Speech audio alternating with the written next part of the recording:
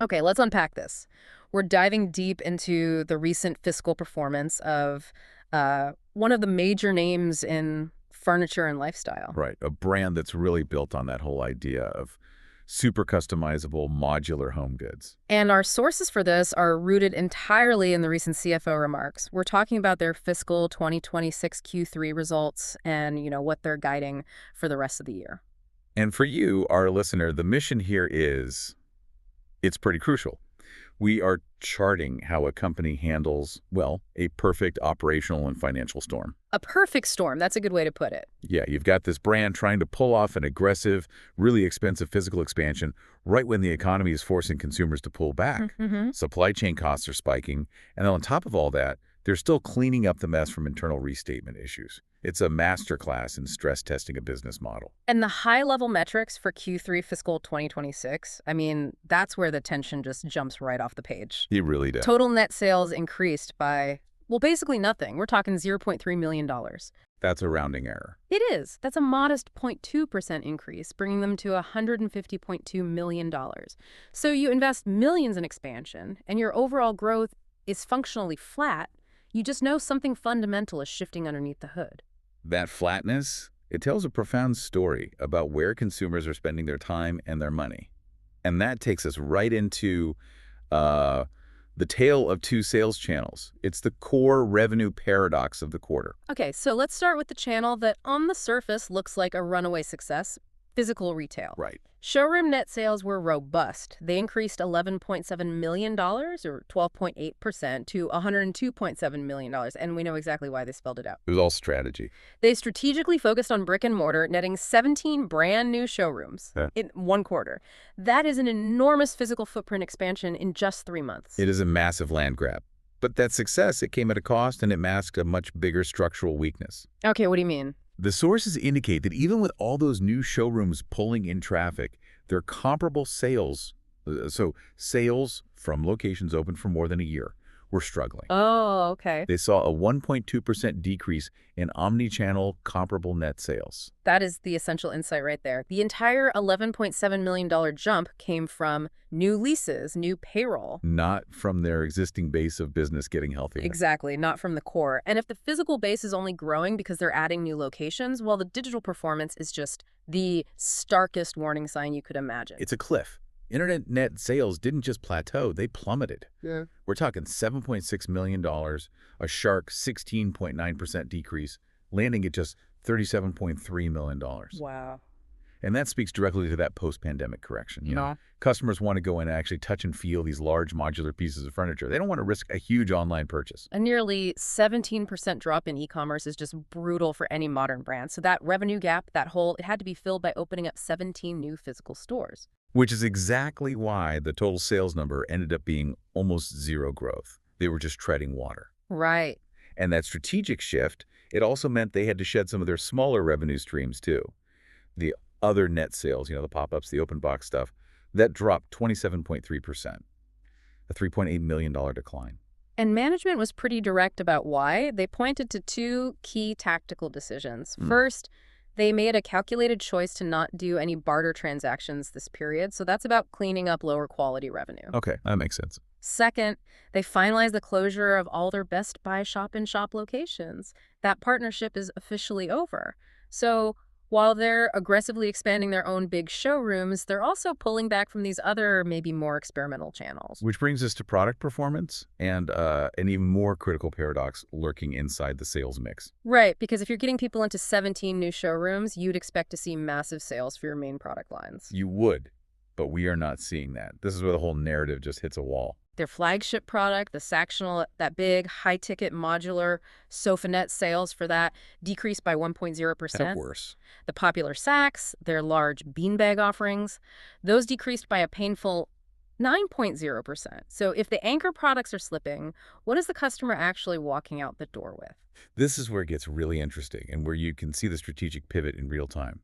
The aha moment is the explosive growth happening in the other product category. Okay, and what's in others? It's everything from their new Snug platform to decorative pillows, blankets, all kinds of accessories. That category, it increased a massive 126.3% over the prior year. Wow.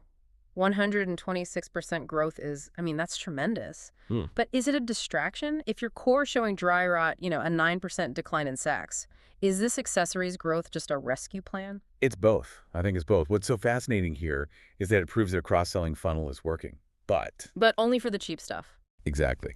Only for the lower-priced items. Think of it like this. People are coming into the store to see the big Sactional. But with all the macro uncertainty, the price sensitivity, they're walking out only buying a $100 blanket or a pillow. So they are successfully expanding their category footprint, but they're getting accessory revenue instead of the core revenue that actually, pays the bills. And that fundamentally changes the physics of the business. Because these accessories, they have totally different margins and drive much lower transaction values than a full sofa system. It's a mitigation strategy against the core slump, but you can't build a long-term furniture empire on throw pillows. You cannot. And that brings us rather violently into Section 3, the cost conundrum. Yeah. Because it doesn't matter what product mix they're selling, external factors absolutely slam their profitability. Let's just look at the gross margin. It decreased by 240 basis points. It fell from 58.5% to 56.1% of net sales in Q3.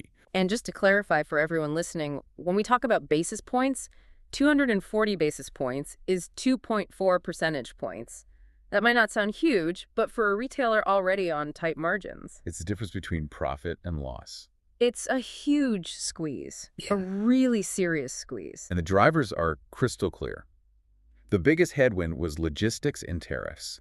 That alone accounted for a 320 basis points increase from inbound transportation and tariffs. Just that one factor. Just that one. It overwhelmed everything else management tried to do internally.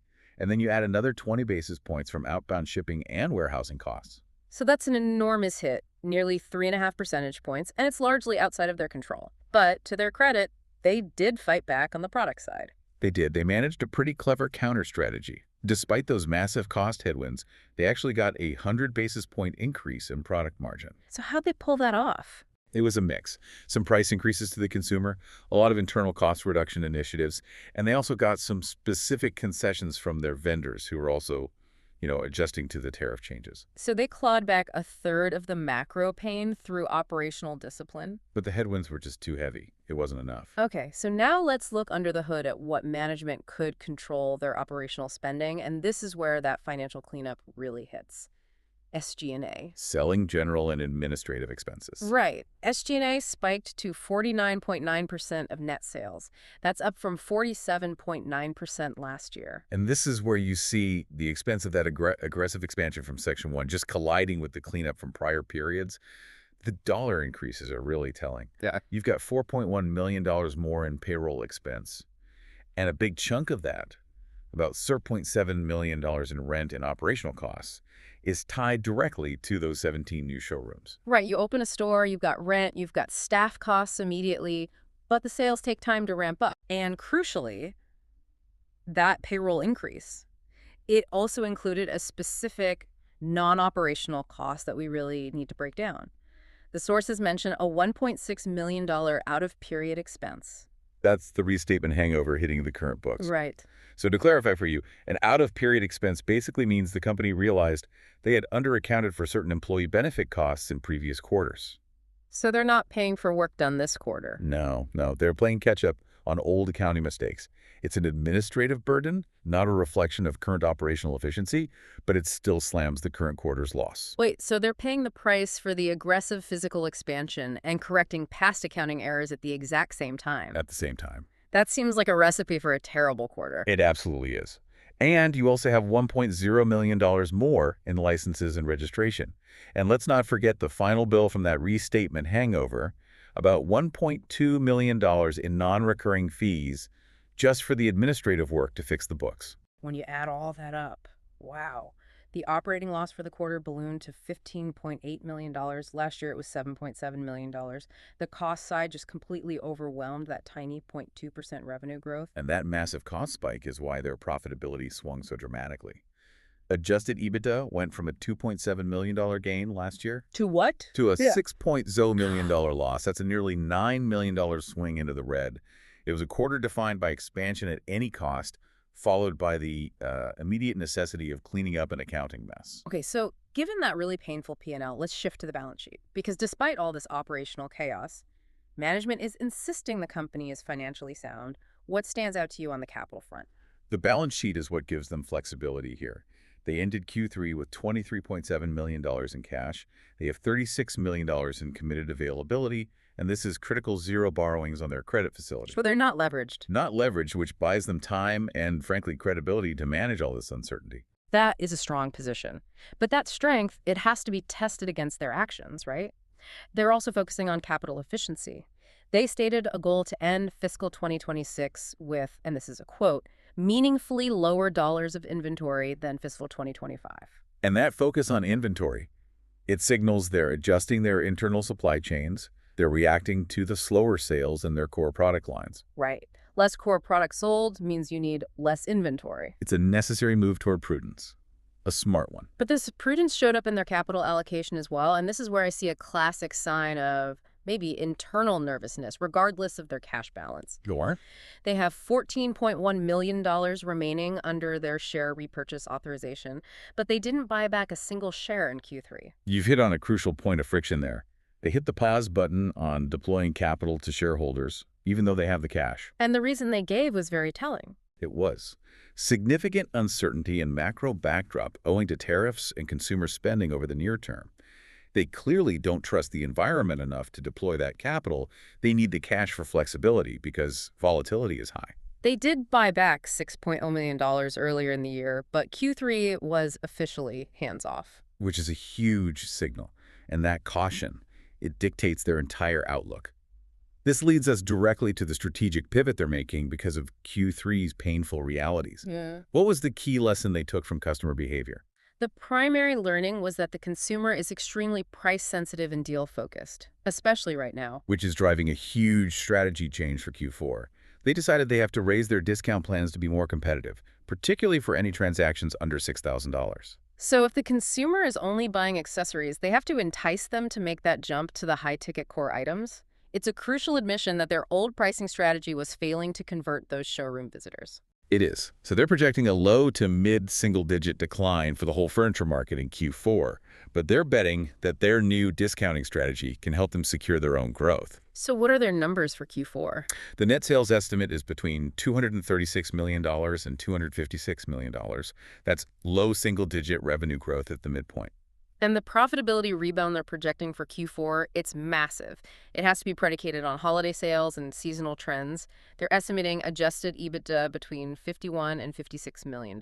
And margins jumping way back up to the 57.5% to 58.5% range. And net income is estimated at $30 to $36 million. That is a huge immediate rebound, a really stark contrast to the Q3 loss. But that projection relies heavily on them pulling off that increased discounting and fighting those lingering cost headwinds. If Q4 hits, it basically saves the entire year. Because when we look at the full year FY26 guidance, you can see how the mess in Q3 just pulls everything down. Consolidated net sales for the year are solid, between $685 million and $705 million. But the bottom line, net income for the entire year is only projected to be between $2 million and $8 million.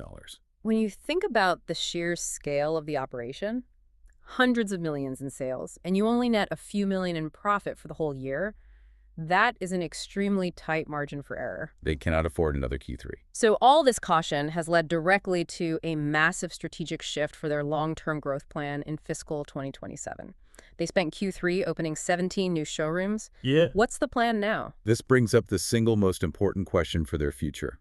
When your internal metrics like digital sales, core product sales are soft, where do you put your capital? And the answer is a dramatic slowdown. Okay. Their long-term strategy is still to win the living room by igniting the core, which means stabilizing the Sactional and Sacs products. And the practical implication of that is probably chilling for their retail expansion team. Their plan for all of fiscal 2027 is to slow net showroom expansion to approximately 10 net openings. Just 10. To put that in perspective, they opened 17 in Q3 alone. They are shifting from prioritizing aggressive physical growth to prioritizing internal efficiency and making sure the existing stores actually become profitable. And that's the key takeaway for you. This quarter revealed a critical tension. That aggressive physical expansion, it masks severe softness in their core product and digital channels. Right. All while these massive external factors like tariffs and internal admin issues just hammered their profitability. So the strategic pivot slowing growth and increasing discounting is management's direct acknowledgement that the old strategy of expansion at all costs was just unsustainable. It's a quarter defined by an unavoidable collision between growth ambition and economic reality, and it's forcing a hard pivot toward efficiency and internal investment. And that leaves us with this final provocative thought for you to consider. Given this decision to slow showroom expansion so drastically, from 17 net additions in one quarter to only 10 for all of next year, and this pivot toward greater discounting, how effectively can the company balance its declared long-term ambition for tremendous value creation with the necessary short-term prudence driven by these macro pressures? Can they reignite the core business while hitting the brakes on growth?